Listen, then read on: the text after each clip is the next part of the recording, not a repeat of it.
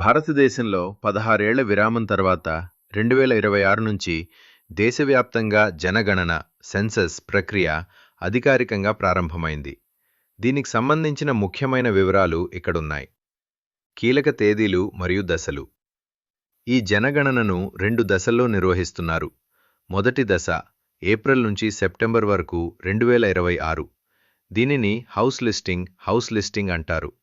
ఇందులో ఇళ్ల వివరాలు, సదుపాయాలు మరియు ఆస్తుల గురించి సమాచారం సేకరిస్తారు. రెండో దశ ఫిబ్రవరి 2027.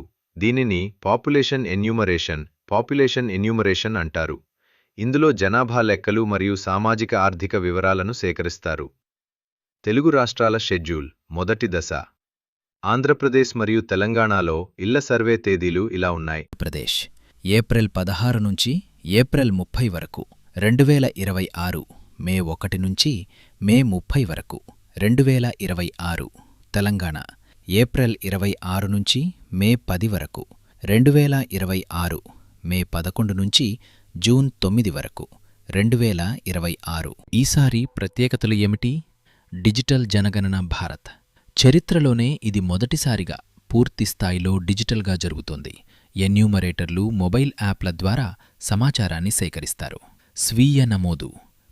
రజలు ఎన్యూమరేటర్లు ఇంటికి రాకముందే అధికారిక పోర్టల్ se.census.gov.in ద్వారా తమ వివరాలను తామే ఆన్లైన్లో నమోదు చేసుకోవచ్చు. కులగణన 1931 తర్వాత మొదటిసారిగా ఈ జనగణనలో కులాల వారీగా వివరాలను కూడా సేకరిస్తున్నారు. ప్రాంతీయ భాషలు. పోర్టల్ మరియు యాప్ తెలుగుతో సహా 16 ప్రాంతీయ భాషల్లో అందుబాటులో ఉన్నాయి.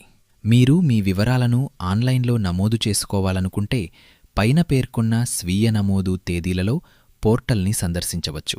దీనివల్ల ఎన్యూమరేటర్లు వచ్చినప్పుడు సమయం ఆదా అవుతుంది.